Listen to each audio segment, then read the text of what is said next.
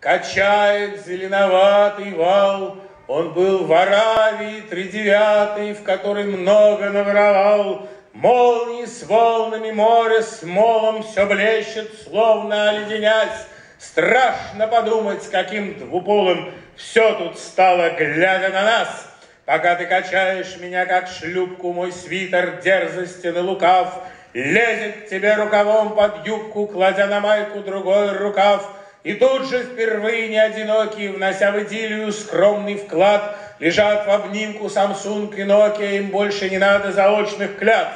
Мой сын-подросток с твоей дочерью, россыпь дредов и конский хвост, галдят внизу, загорают дочерные, подмечая десятки сходств. Они подружились еще в Фейсбуке и увидались только вчера, но вдруг отводят глаза и руки, почуяв большее, чем игра.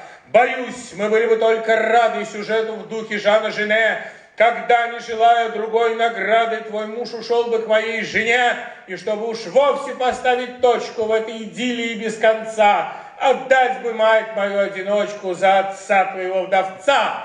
Когда я еду, сшибая угрики, в Киев, Крым, Тифлис, Ереван, я властно чувствую, как республики жаждут вернуться в наш караван. Когда я в России, а ты в Израиле, ты туда меня не берешь. Изгои, что глотки себе излаяли, рвутся, как Штирлиц под сень берез.